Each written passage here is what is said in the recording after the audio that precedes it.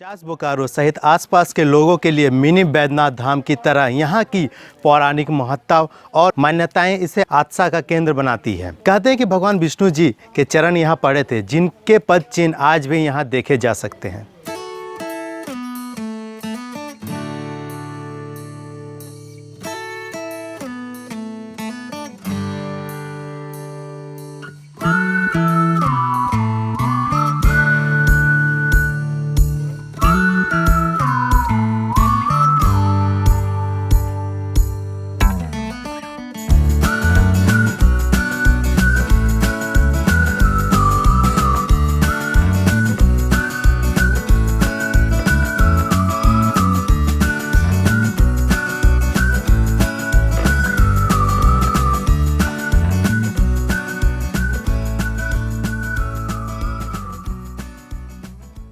नमस्कार, मैं प्रेम। आज मैं कुमरी पंचायत में स्थित बाबा चेचका धाम, जहां भोले बाबा विराजमान हैं, उनके दर्शन के लिए उनके दर पर आया हूं। चेचका धाम, जिसे कई नामों से जाना जाता है, चेचका धाम, चेचकेश्वर धाम, बोकारो का मिनी बाबा धाम के नाम से भी इसे जाना जाता है।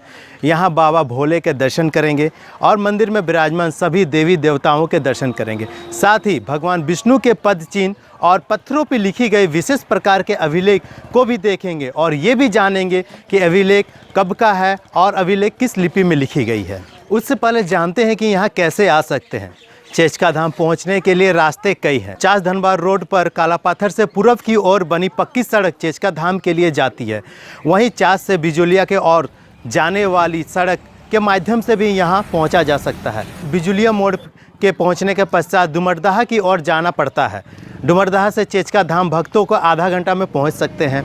धनबाद की ओर से आ रहे हैं तो लाल बंगला की ओर से आप चेचका धाम पहुँच सकते हैं। यहाँ पहुँचने के कई छोटे छोटे रास्ते हैं। तो चलिए अब पहले बाबा भोलेनाथ के साथ साथ इस मंदिर में विराजमान सभी देवी देवताओं के दर्शन करते हैं। तो इसके लिए सबसे पहले जो है कि हम मंदिर के अंदर चलते हैं, लेकिन उससे पहले जो मंदिर का बाहर का जो दृश्य है, इसे आपको मैं दिखाना चाहता हूँ। कि जैसे कि आप यहाँ पे जो देख पा रहे हैं कि देखिए यहाँ पे जो दुकान लगे हुए हैं, एक होटल भी यहाँ पे नज़र आ रहा है, दुकान नज़र आ रहा है। साथ में ये जो दुकान आपको जो नज़र आ रहा है, दुकान में आपको अंदर के चढ़ावा के लिए आपको पूजा प्रसादी मिलेगा। तो यहाँ आपको हर तरह के जो है पूजा का सामग्री मिल जाता है। तो चलिए हम भी मंदिर के अंदर चलते हैं और भगवान के साथ साथ भगवान भोलेनाथ के साथ साथ यहाँ विराजमान सभी देवी देवताओं के दर्शन करते हैं।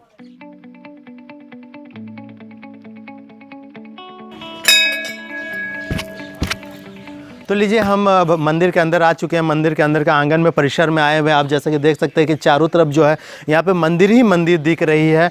हमारे साथ यहाँ के पुजारी शामिल होंगे और उनके साथ हम यहाँ पे विराजमान सारे भगवान के दर्शन करेंगे। शिव मंदिर का पुजारी है हाँ, सदानंद उपाध्याय। यहाँ के जो मुख्य मंदिर है जहाँ पे भोले बाबा विराजमान है, उनके हमें दर्शन कराइए।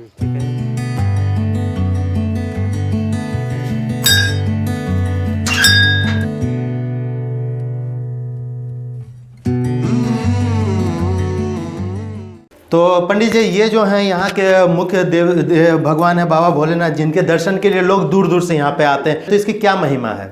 महिमा है देखिए कि आप रूपी बाबा है, भोले के अच्छा उठा हुआ है। अच्छा, यहाँ कोई अगर अपने मन से आके बाबा को कुछ मांगता है तो उसका मनोकामना पूर्ण होता है। ये मंदिर कितना पुराना हो सकता है? ये नहीं कोई बता सकता है। हम लोग का पिताजी किया, हम लोग का आजा किया, ऐसे ही किया है, ठीक है, और हम लोग कर रहे हैं, हम लोग ऐसे ही देखे हैं। मतलब आप लोग पीढ़ी दर पीढ़ी इसको ऐसे ही देखते आ रहे हैं। चेचकेश्वर बाबा है। तो इसके साथ हम चाहेंगे बाबा कि और भी जो यहाँ पे मंदिर है जिसमें और भी भगवान विराजमान है, देवी देवताएं विराजमान है, उनको एक एक करके आप हमें दिखाएं और बताते जाइए।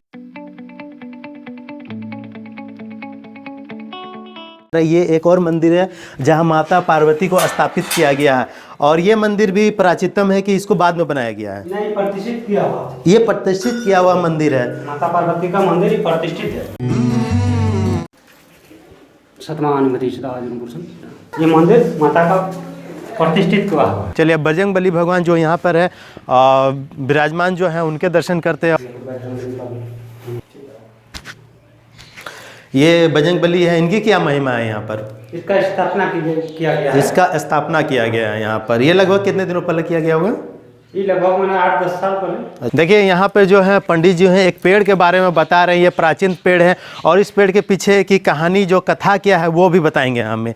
बताइए पंडित जी, पेड़ का क्या कहानी है? देखिए बाबा जब से प्रकट हुआ था, हाँ उसी टाइम से ये गाछ भी प्रकट हुआ था। ठीक है, अच्छा। आज से गाछ नहीं है, बाबा जब से प्रकट हुआ कितना दिन से है कोई बोल नहीं पाएगा। समझ लीजिए। और ये जो पेड़ का पत्ता है इसका दवा बनता है। अच्छा, किसी का अगर घाव हो गया है, एक्जिमा हो गया है, तो बाबा की गाछ को प्रणाम करके 5 पत्र तोड़ के और पत्थर से पीस के लगाने से इसका घाव ठीक हो जाता है। प्राचीन जो शिला दिख रहा है ये शायद कहीं खुदाई से मिला है? नहीं, ये ऐसे यहीं से निकला है। देखिए ये पंडित जी जो बता रहे हैं कि ये जो आप शिला देख रहे हैं ये शिला जो है यहीं से निकला है। ये बाबा का महाप्रसाद बनता है, उस जगह जुड़ी बनता है। बनने के बाद बाबा को भोग लगाने के बाद भक्तों के बीच में इसका वितरण किया जाता है। तो अब हम लोग आगे बढ़ रहे हैं, जो वैष्णव माता है उनके दर्शन कर रहे हैं।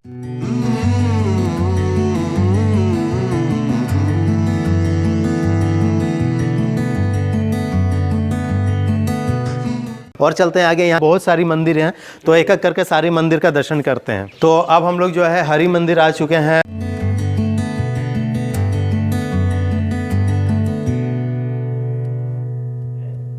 राधा कृष्ण का अथी मंदिर है, जगन्नाथ मंदिर। ठीक है, देखिए सब अथी का लकड़ी का बना हुआ है। देखिए यहाँ जो इस मंदिर के बाद सबसे खास बात जो है ये पूरा का पूरा जो है लकड़ी का बना हुआ है और देखने में बड़ा ही सुंदर और आकर्षित लग रहा है ये मंदिर। तो ये जो आप मूर्तियाँ देख रहे हैं ये मूर्ति राधा कृष्ण का है, जगन्नाथ भगवान का है। कब का बना होगा ये कब नहीं बोल पाए। देखिए ये पंडित जी भी नहीं बता पा रहे कि कब का बना हुआ है और कब यहाँ पे स्थापित किया गया है। इसलिए कहा जाता है कि ये कुमरी पंचायत का जो चेचका धाम है ये प्राचीन मंदिर है और यहाँ पे कब इसकी स्थापना हुई है, कब ये मंदिर बना हुआ है, इसके बारे में शायद कोई नहीं जानता है। यहाँ पे एक शिवलिंग और भी स्थापित है, एक मंदिर और भी है, शिव जी का मंदिर है जिसको बताया जा रहा है, पंडित जी बोल रहे कि वो भी जो है प्राचीनतम है। तो चलिए उनके भी दर्शन करते हैं। तो देखिए जो पहले मुख्य मंदिर हम लोग दर्शन किए थे, मुख्य मंदिर में जो जिस प्रकार से शिला था पहले से निकला हुआ था उसी प्रकार से यहाँ भी एक मंदिर है, शिव जी का ही मंदिर है, शिवलिंग स्थापित है। ये भी प्राचीन है, इसको भी देख सकते हैं कि जो पत्थर इसमें है ये पत्थर इसी यहीं से निकला हुआ है, ऐसे ही था। देखिए पंडित जी का कहना है कि ये पत्थर ऐसा ही था, यानी ये भी कितना पुराना है कोई नहीं जानता है। हालांकि मंदिर को बाद में बनाया गया था लेकिन ये पहले निकला हुआ था। जो आप शिला देख रहे हैं, जो ये पूरा का पूरा देख रहे हैं, पूरा का पूरा ऐसे ही निकला है। शीतला माता का मंदिर है और इसको बाद में बनाया गया है ये मंदिर। तो यहाँ शीतला माता का भी मंदिर है। जब यहाँ पे आते हैं तो यहाँ पे आपको कई देवी देवताओं का दर्शन होते हैं। मुख्य रूप से यहाँ जो है भोले बाबा का दर्शन होते हैं, माता पार्वती के दर्शन होते हैं, शीतला माता के दर्शन होते हैं, वैष्णवी माता के दर्शन होते हैं, बजरंगबली के दर्शन होते हैं। और साथ में आप जो इस एरिया को देख रहे हैं, इस एरिया में देखिए इधर कई मंदिर हैं। देखिए नंदी जी का मंदिर, देखिए कि यहाँ पर जो है नंदी महाराज स्थापित है, नंदी महाराज विराजमान है। ये भी जो है कि प्राचीनतम है, ये भी निकला है यहाँ से, आदि का है। ये भी आदिकाल का बताया जाता है। पंडित जी बोल रहे हैं कि ये भी आदिकाल से ही है। इसको ना कोई बनाया गया न कुछ किया गया है, जैसे आप देख रहे हैं ये ऐसा ही है। कि पंडित जी जैसे कि यहाँ पे देख रहे हैं जो विवाह मंडप है, तो यहाँ तो विवाह तो होता ही है। तो जब विवाह का सीजन चलता है तो यहाँ कितने लोग आते हैं विवाह के लिए? बहुत आदमी आता है। मतलब शादी विवाह में कुछ होता है तो ये सब का उपयोग किया जाता है, यूज किया जाता है। देखिए हम लोग राधा कृष्ण के दर्शन के लिए आए हैं, लेकिन उससे पहले मैं दिखाऊं कि इस जगह पर जो है तुलसी पीड़ा स्थापित किया गया है।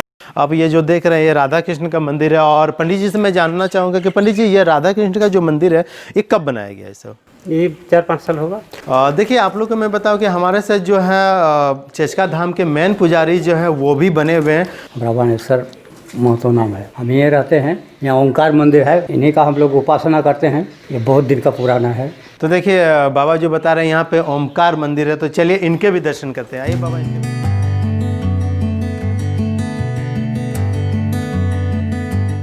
ओंकार हम लोग को देखिए, ओंकार तो मूल है, सबसे सर्वो देवों का देव इन्हीं है, सब मंत्रों का मंत्र इन्हीं है, इसीलिए इसको यहाँ पूजा किया जाता है। आदि अनंत जिसे कहते हैं, ओमकार जिसे कहते हैं, उनकी यहाँ पे पूजा की जाती है। तो देखिए चेचका धाम के जो कमेटी है, जो ट्रस्ट कमेटी है, उनके मेंबर हमारे साथ बने हुए हैं। मेरा नाम है फटीक दत्ता। अच्छा। कुमरी पंचायत का रहने वाला हूँ। इसके पहले 1 महीना पहले डीडीसी साहब भी आए थे हम लोग को। हाँ। डीडीसी साहब को हम लोग को बोले हैं, जो पदाधिकारी बड़ा आते हैं।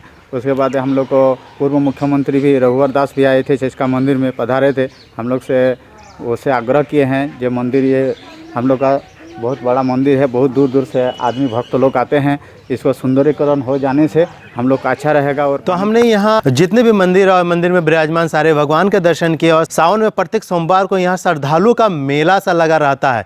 महिलाएं और लड़कियां प्रत्येक सोमवार को दामोदर नदी से स्नान आदि कर के मंदिर में जल चढ़ाने पहुँचते हैं। ऐसे प्रतिदिन यहाँ भक्तों की भीड़ लगी रहती है। सावन में इस शांत जगह में भी चहल पहल रहता है। मैं आपको और एक चीज़ बताऊँ, ये जो जगह है शांत जगह है। यहाँ की जो मूर्तियाँ हैं प्राकृतिक है। चेचका का प्राकृतिक सौंदर्य दर्शनीय है। अब हम लोग चलते हैं भगवान विष्णु के जो पद चिन्ह है और पत्थर में लिखी गई जो अभिलेख है उसको देखने के लिए। जब मंदिर के मुख्य द्वार से हम लोग जब अंदर प्रवेश कर रहे थे, उसी से नीचे की ओर सीधे की ओर भगवान विष्णु के पद चिन्ह स्थापित है। चलिए अब उनके दर्शन करते हैं।